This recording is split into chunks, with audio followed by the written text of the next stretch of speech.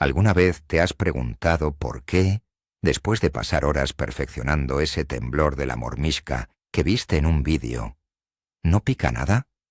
Y lo que es peor, ves al pescador de al lado, que apenas mueve la caña, sacar un pez tras otro. Suena injusto, ¿verdad? Pues prepárate, porque hoy vamos a destrozar una de las creencias más arraigadas en la pesca con mormisca. Te voy a demostrar que ese movimiento tan activo y enérgico que crees que atrae a los peces, en realidad, los está aterrorizando. Quédate, porque vas a descubrir la verdadera razón por la que tu cebo parece una amenaza y no una presa fácil. Y te lanzo una pregunta para empezar. ¿Crees que un movimiento más rápido siempre es mejor? Déjame tu opinión en los comentarios, que seguro que se arma un buen debate. Durante años nos han enseñado una regla de oro. Para pescar con mormisca hay que hacerla vibrar. La idea es simple. El movimiento atrae la atención. Y así, miles de pescadores, desde novatos hasta veteranos, se sientan en la orilla o sobre el hielo y se dedican a agitar la punta de su caña sin descanso. Se ha convertido en un gesto casi automático, una costumbre tan metida en nuestro ADN de pescadores que ni siquiera la cuestionamos. Creemos que si la mormisca no tiembla, es invisible. Esta idea viene de la vieja escuela, de una época donde la sutileza no era la prioridad. Pero el mundo subacuático es mucho más complejo. Los peces no son tontos. Han evolucionado durante millones de años para detectar la más mínima vibración antinatural, la más pequeña señal de peligro. Y nosotros, con nuestras mejores intenciones, llegamos y les montamos una fiesta de ruido y caos justo delante de sus narices. Es hora de entender por qué esta costumbre, repetida durante décadas, es a menudo nuestro peor enemigo. Empecemos por el primer gran error, el que yo llamo el mito del juego universal. Muchos pescadores tienen uno o dos movimientos que repiten sin parar, sin importar el día, el lugar o la especie que buscan. Es ese típico temblor rápido y constante. Piensa en ello como si intentaras abrir todas las puertas con la misma llave. A veces, por pura casualidad, funcionará. Pero la mayoría de las veces estarás haciendo el ridículo. Cada ecosistema acuático tiene su propio ritmo, su propia banda sonora. Los pequeños invertebrados de los que se alimentan los peces no se mueven todos igual. Algunos se arrastran lentamente por el fondo, otros suben con pequeños impulsos, y otros apenas se mueven. Tu mormisca debería ser un actor que interpreta un papel, el de una presa fácil y apetecible. Si siempre haces el mismo baile frenético, para el pez eres como un actor malísimo que sobreactúa en todas las escenas. El pez lo ve, desconfía y se aleja. No hay una fórmula mágica que sirva para todo. Ahora ponte en las aletas de un pez por un momento. Su principal herramienta de supervivencia, además de la vista, es la línea lateral. Es un órgano sensorial increíblemente sofisticado que detecta las más mínimas vibraciones y cambios de presión en el agua. Así es como localizan a sus presas y, más importante aún, cómo detectan a sus depredadores. Cuando tú agitas tu mormisca con un ritmo rápido y constante, no estás imitando a una pequeña larva. Estás enviando una onda de presión fuerte y regular, una señal que en la naturaleza no significa comida, sino cuidado. Imagina que estás en un bosque en silencio y de repente escuchas un ruido metálico, rítmico y fuerte. Tu primer instinto no sería ir a ver qué es, sino esconderte. Eso es exactamente lo que siente un pez. Tu animación, en lugar de despertar su curiosidad, activa su instinto de supervivencia. Le estás gritando que algo artificial y peligroso ha invadido su territorio. Y ante la duda, el pez siempre elegirá la seguridad. Hablemos de comida de verdad. ¿Te has parado a observar qué come realmente el pez que intentas capturar? Si pudieras tomar una muestra del fondo, verías pequeñas larvas, diminutos crustáceos, gusanos. La mayoría de ellos tienen movimientos muy sutiles, casi imperceptibles. Una larva de mosquito, por ejemplo, se contonea suavemente. Un pequeño camarón de agua dulce se mueve a pequeños saltitos, con pausas largas entre ellos. Ninguno de ellos realiza un baile epiléptico y continuo. Ahora compara eso con tu forma de mover la mormishka. Ese temblor de alta frecuencia que haces con la muñeca no se parece a nada que el pez coma habitualmente. Es un movimiento extraterrestre para él. Por eso, muchas veces, las picadas más espectaculares se producen cuando dejamos de prestar atención, cuando nos distraemos, y la mormishka simplemente sube o baja lentamente, o se queda quieta. En ese momento, sin querer, hemos imitado a la perfección el comportamiento de una presa natural. La clave no es mover mucho, sino moverlo como se movería su comida. El error de la velocidad excesiva es, probablemente, el más común de todos, sobre todo en días fríos, cuando la impaciencia nos puede. Queremos que pase algo y creemos que agitando la caña más rápido provocaremos una reacción. Pero en el agua fría, el metabolismo de los peces se ralentiza, se vuelven más apáticos, más selectivos. No van a gastar energía persiguiendo algo que se mueve como un cohete. Un movimiento demasiado rápido no solo parece antinatural, sino que también le da al pez muy poco tiempo para decidirse a atacar. Piensa en un depredador como un león. No persigue a la gacela más rápida, sino a la que parece más débil o herida. Un movimiento errático, pero lento, con muchas pausas, imita a una presa vulnerable. Un temblor rapidísimo y constante imita a algo sano, fuerte y, sobre todo, sospechoso. La próxima vez que sientas la tentación de acelerar el ritmo, haz justo lo contrario. Ralentiza. Dale tiempo al pez para que observe, se acerque, gane confianza y finalmente muerda. Tan malo como el exceso de velocidad es la monotonía. Imagina que te sientas a pescar y durante 2 horas haces exactamente el mismo movimiento. Un temblor constante de subida y bajada. Es como poner una canción en bucle. Al principio puede llamar la atención, pero después de un rato se convierte en ruido de fondo. Los peces, especialmente los más experimentados, aprenden a ignorar los estímulos repetitivos y predecibles. Un ser vivo real nunca se mueve de forma tan robótica. Sus movimientos son irregulares. Se detiene, acelera un poco, cambia de dirección, tiembla ligeramente. La vida está llena de imperfecciones, y tu animación debería reflejarlo. Rompe la monotonía. Sube la mormishka temblando. Luego para en seco durante 5 segundos. Déjala caer un poco. Súbela de nuevo sin temblor. Haz un par de tirones secos y vuelve a parar. Cada cambio en el patrón puede ser el detonante que un pez indeciso necesita para atacar. No seas un robot, sé un organismo vivo. Y esto nos lleva al elemento más subestimado y poderoso de la pesca con mormishka: la pausa. Para muchos pescadores, la pausa es tiempo perdido.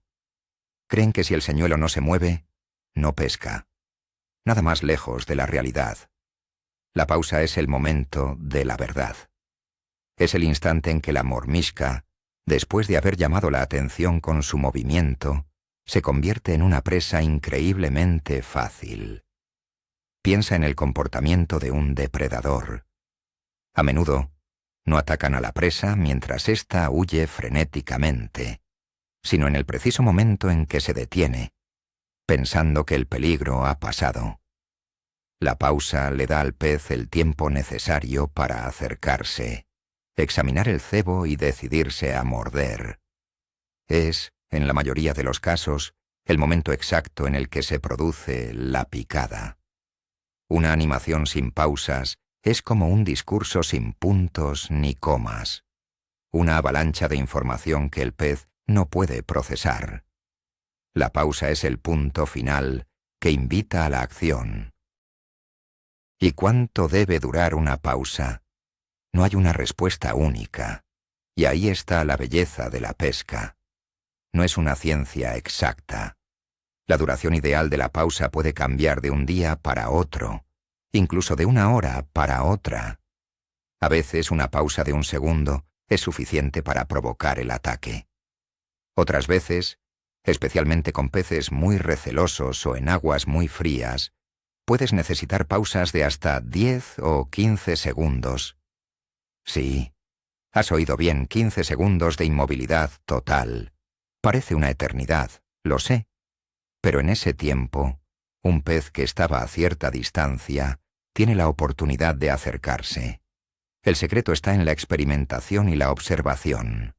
Empieza con pausas cortas, de 2 o 3 segundos. Si no tiene resultados, ve alargándolas progresivamente.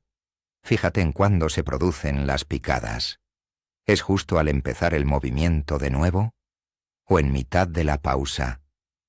Tu mejor guía es el propio pez. Él te dirá lo que quiere. Solo tienes que aprender a escuchar.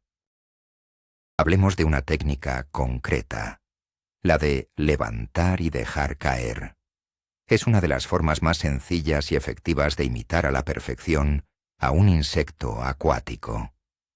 Imagina una pequeña larva que se suelta del fondo y trata de subir hacia la superficie, o una que cae desde la vegetación. Su movimiento no es un temblor, es una subida lenta y constante, o una caída suave y errática.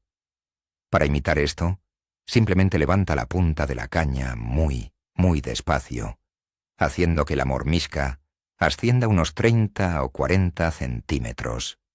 Luego, haz una pausa. Después, baja la punta de la caña a la misma velocidad, permitiendo que la mormisca descienda de forma natural. Este movimiento es mortal para especies como el rutilo o la brema. Es una presentación sutil, que no levanta sospechas y que imita a la perfección una de sus fuentes de alimento más comunes.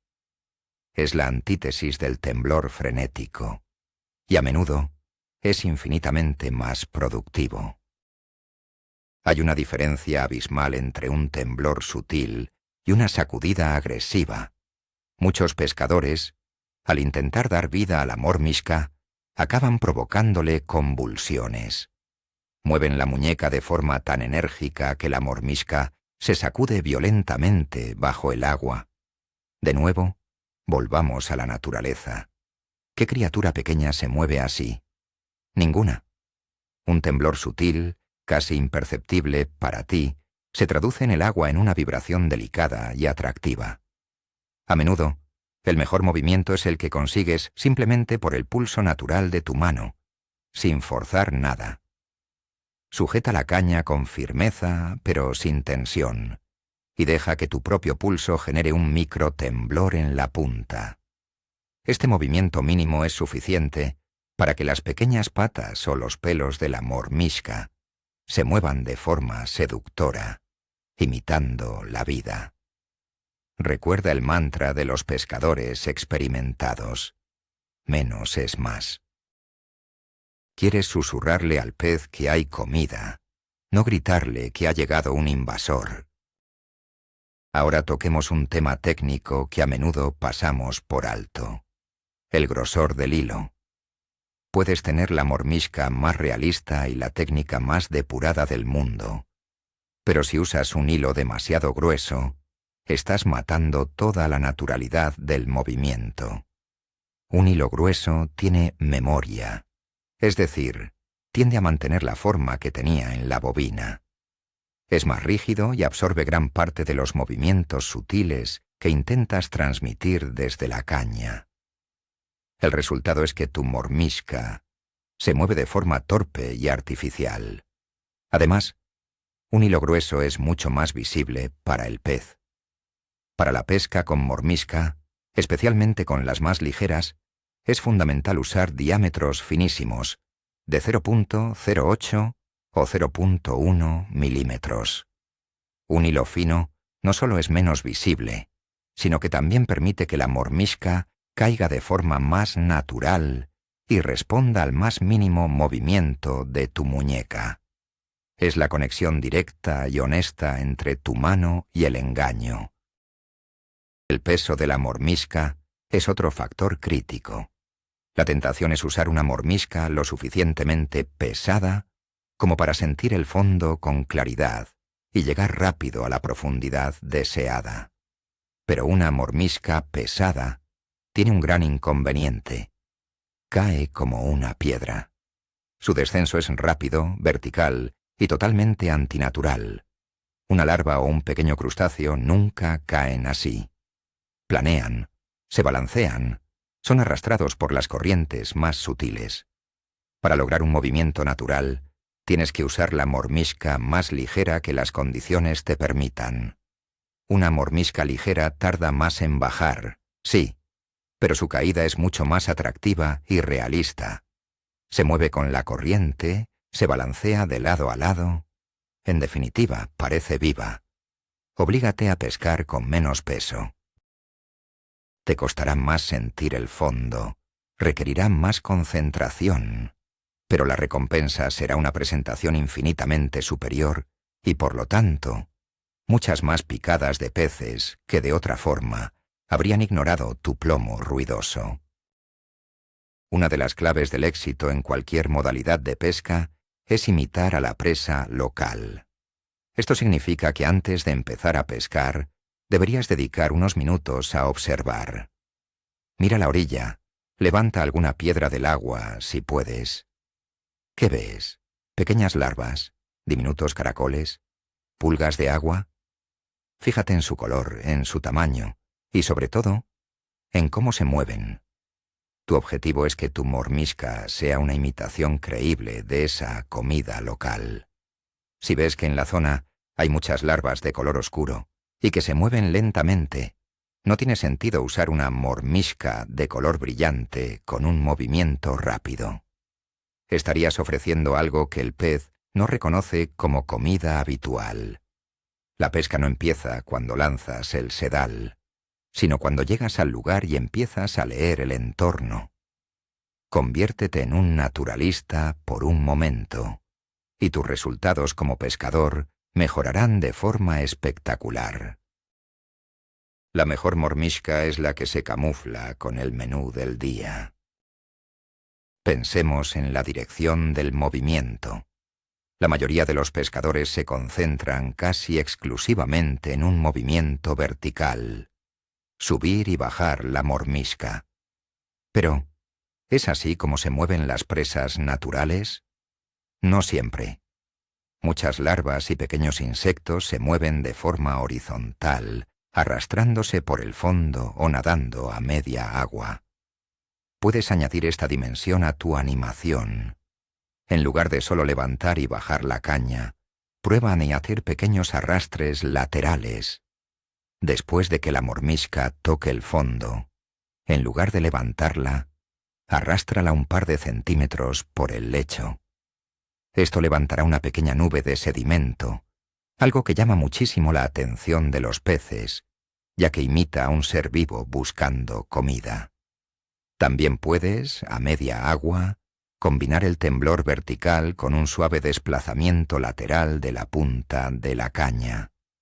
Estás explorando más agua y presentando el cebo de una forma mucho más tridimensional y realista. No subestimes el factor sonido. Aunque pensemos que la pesca con mormisca es silenciosa, no lo es. Cada vez que tu mormisca golpea el fondo, especialmente si es de tungsteno y el fondo es de grava o piedras, produce un pequeño tic. Si repites este golpeteo de forma rítmica y constante, estás creando un sonido que puede ser antinatural. A veces, este sonido puede atraer por curiosidad, pero a menudo, especialmente con peces resabiados, puede ser una señal de alerta. Intenta variar. En lugar de golpear el fondo en cada bajada, detén la mormisca justo 1 centímetro por encima. O deja que lo toque con la máxima suavidad posible. A veces, el silencio es la mejor melodía. Piensa en el ruido que hace tu equipo. ¿La anilla de la punta de la caña chirría? ¿El hilo roza contra el hielo de forma ruidosa? Todo eso se transmite al agua. En la pesca de precisión, cada detalle cuenta, y el sonido es uno de los más importantes. ¿Te ha pasado alguna vez que la mejor picada del día llega cuando no estabas prestando atención? ¿Estabas contestando un mensaje, sirviéndote un café, o simplemente te quedaste pensando en tus cosas? Y de repente, ¡zas!, la punta se dobla. Esto no es casualidad. A este fenómeno yo lo llamo la recogida accidental, y es la prueba definitiva de que nuestros movimientos conscientes son a menudo peores que la inacción. Cuando te distraes, dejas de imponerle a la mormisca ese temblor forzado y artificial. El señuelo queda a merced de las microcorrientes, de los pequeños movimientos de tu cuerpo, y adquiere un comportamiento mucho más natural. Se queda suspendido, se balancea suavemente, se convierte en la presa perfecta. Este fenómeno debería hacernos reflexionar. Nos enseña que nuestro esfuerzo por dar vida al señuelo a menudo consigue el efecto contrario. A veces, la mejor animación es simplemente no hacer nada y dejar que la naturaleza haga su trabajo. Un buen pescador debe ser también un buen meteorólogo. Las condiciones del día afectan enormemente al comportamiento de los peces y, por tanto, a la animación que deberías usar. Por ejemplo, en un día soleado y con alta presión atmosférica, los peces suelen estar más activos y pueden responder bien a un juego un poco más enérgico. Pero en un día nublado, oscuro, con baja presión, los peces suelen estar más apáticos, pegados al fondo. En esas condiciones, un movimiento frenético es completamente inútil. Necesitarás una presentación extremadamente lenta, con pausas muy largas y movimientos casi imperceptibles. Lo mismo ocurre con la temperatura del agua. Cuanto más fría esté, más lento debe ser tu juego. No puedes usar la misma técnica en noviembre que en enero. Adaptarse a las condiciones es lo que diferencia a un pescador que tiene suerte de vez en cuando, de un pescador que captura peces de forma consistente. Antes de empezar, siente el día. Observa el cielo, el viento, la luz. Todo te da pistas. La conclusión de todo esto es que no hay reglas fijas, solo principios. Y el principio más importante es la experimentación constante. No te cases con una sola técnica porque te funcionó una vez.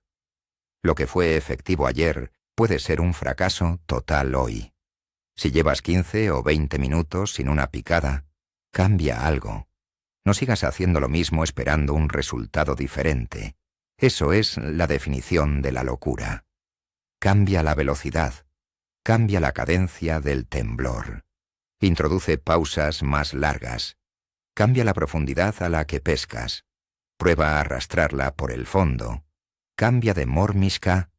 Cada cambio es un nuevo experimento, una nueva pregunta que le haces al pez.